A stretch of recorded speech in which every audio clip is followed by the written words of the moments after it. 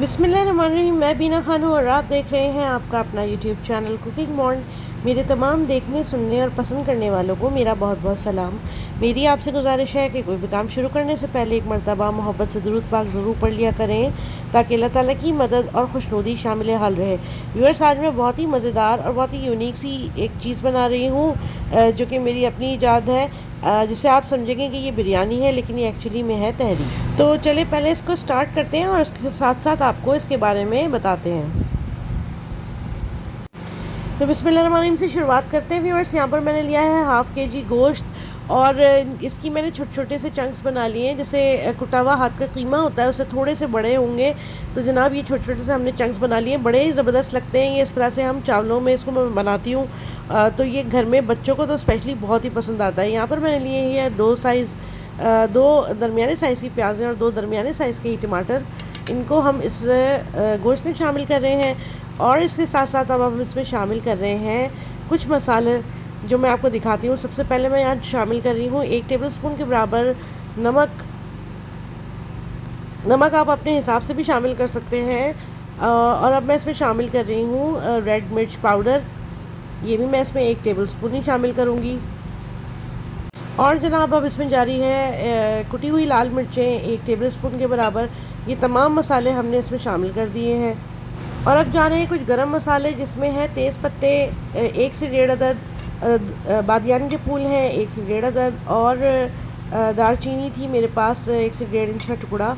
ये सब चीज़ें भी डल गई। अब इसके अंदर शामिल हो रहा है लहसुन अदरक का पेस्ट 1 टेबलस्पून के बराबर।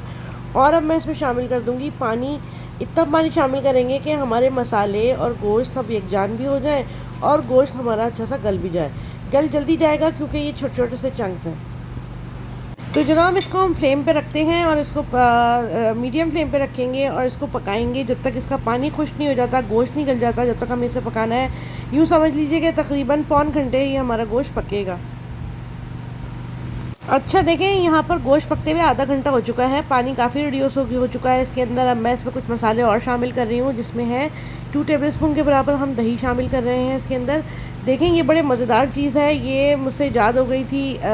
हम तहरी बनाते हैं घर में, बहुत शौक़ है बच्चों को तहरी खाने का, तो मैंने तहरी को ज़रा मॉडिफ़ाई कर दिया है। आगे जाके आपको पता चलेगा कि किस तरह से ये मॉडिफ़ाई है और इसकी शक्ल बिल्कुल बिरयानी वाली बन जाती है। अगर आप किसी को ये कहें कि ये हमने बिरयानी बनाई है, तो यकीन करें सब धोखा ही खा जाएंगे, क्योंकि ये बिरयानी नहीं, एक्चुअली में तो ये तहरी है। हम इसको तह वाली तहरी कहते हैं। तो जनाब इस डिश का नाम हमने यही रखा हुआ है। अगर आपको अच्छा लगे तो आप भी यही नाम, इसी नाम से पुकार सकते हैं। तो आगे चलते हैं। यहाँ पर मैंने डाला है पिसा हुआ गरम मसाला। दही मैं डाल चुकी थी, अब मैं गरम मसाला डाल रही हूँ और हम गोश्त को मज़ीद पका रहे हैं। आप देख सकते हैं इसके अंदर मैंने ऑयल बिल्कुल भी शामिल नहीं किया है, तो आप भी ऐसे ही कीजिएगा, बिल्कुल इसमें ऑयल शामिल करने की ज़रूरत नहीं है।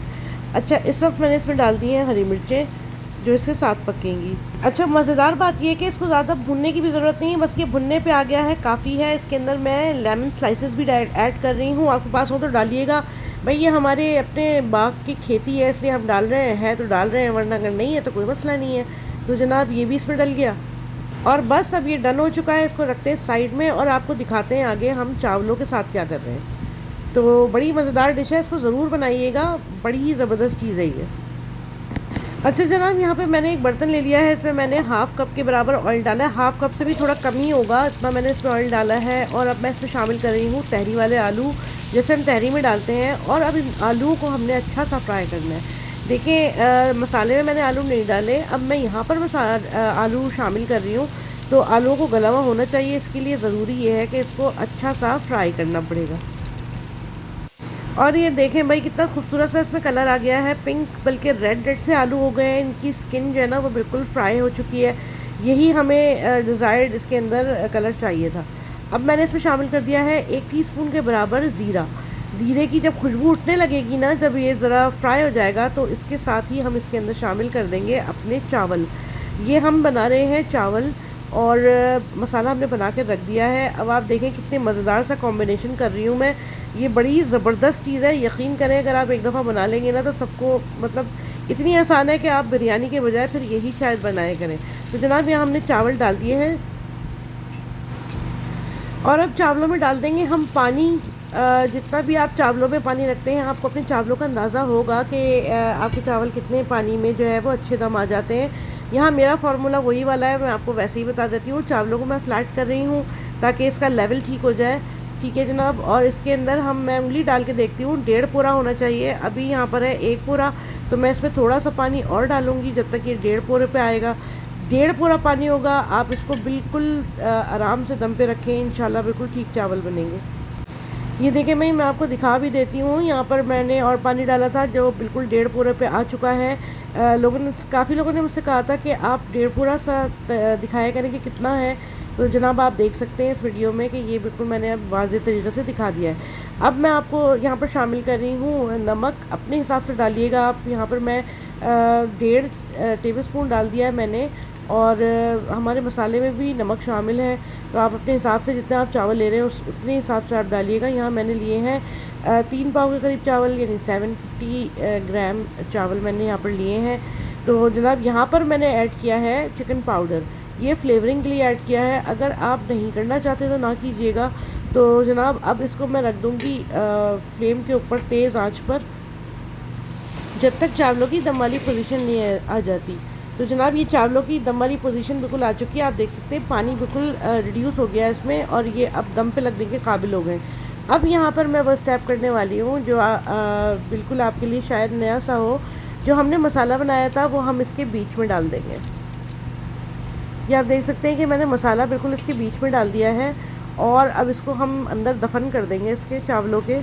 और ये ऊपर इसके जो है वो जो हमारे दम वाले चावल आने वाले दम पर अभी नहीं आए हैं उनको हम इनके ऊपर स्प्रेड कर देंगे।